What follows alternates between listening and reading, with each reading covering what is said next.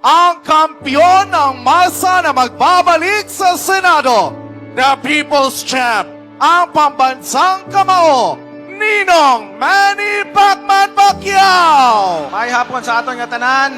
First, I would like to thank God for this opportunity and good weather tayo ngayon. Magandang panahon na binigay sa atin. At higit sa lahat, yung malusog na pangatawan na binigay niya sa atin. Bawat pamilya na nagkakaroon ng sariling tahanan, bawat Pilipino na may sariling hanap buhay o negosyo o trabaho, ako po ay natutuwa. Ako po ay natutuwa sa bawat Pilipino na umasinso sa buhay. Nakaahon sa kahirapan. Dahil po, ang inyong likod, na bago po ako naging Manny Pacquiao, naranasan ko pong hirap ng buhay doon sa mga hindi pa nakakilala talaga kung saan ako nagsimula. Alam nyo, dumaan po ako sa pinakamahirap ng sitwasyon ng pamilya. Naranasan ko po matulog gilid sa kalye.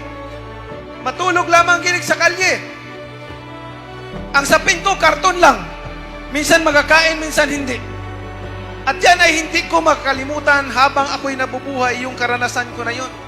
Dahil sa karanasan ko na yan, kaya bawat pamilya na magkaroon ng sariling tahanan at Pilipino na magkaroon ng sariling trabaho, ako po'y natutuwa. Kaya po, God willing, ako'y makabalik sa Senado, sisiguraduhin ko na magkaroon ng funding, itong dinatawag nating Sustainable Livelihood program para sa mga Pilipino nang sa gayon, mapalakas natin ang small medium enterprises dahil dyan, makapagbigay tayo ng trabaho sa milyong-milyong mga Pilipino. At alam natin dito sa ating bansa, 99% yan, micro, small, medium enterprise dito sa ating bansa. At kailangan palakasin yan para maraming mga Pilipino ang mabigyan ng trabaho at mga pamilya na magkaroon ng hanap buhay. Yun po ang kailangan nating gawin.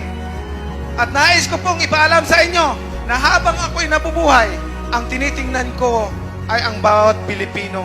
Yung ligasiya ko sa sport, nandyan na yan, hindi na makalimutan yan kahit mawala na ako dun sa mundo. Pero yung legacy na gusto kong ma-accomplish, yung legacy na makatulong at maging inspirasyon sa mga susunod pang henerasyon. Nais ko pong magkaisa ang bawat Pilipino dahil isa lang ang hinahangad natin.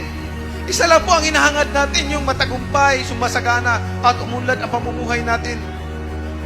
Kaya patuloy po ang Manny Pacquiao na magbibigay ng sariling tahanan at hanap buhay po at magpapaaral sa mga kabataan na hindi makapag-aral. Yun po ang aking ginagawa sa abot ng aking makakaya sa sarili kong pera. Hindi naman po ako nagnayabang, pero sa awa ng Panginoon, sa hirap at ginawa, sa income ko, libo-libo na pong pamilya ang nabigyan ko ng sariling tahanan. Libre po, wala pong bayad yun. Sariling tahanan. Sinasabi ko lang po ito para yung may puso dyan sa mga mahirap, na tayong lahat magsama-sama para nang sa gayon, ang bawat pamilya, bawat Pilipino, umunlad sa buhay at hindi mahirapan ng may matulugan at may makain sa araw-araw. Yun po ang aking hangad. Dahil hindi po tayo forever dito. Lilipas na din tayo lahat. Ano man kalaki ng pera mo, ano man kayaman mo dito sa mundo, pag ikaw nawala, iba na rin nagmamay-ari niyan. Hindi nyo madadala yan. Kaya po tayo lahat magkaisa, mga Pilipino, dito sa Alyansa para sa Bagong Pilipinas. Mabuhay ang Iloilo. Maraming salamat po.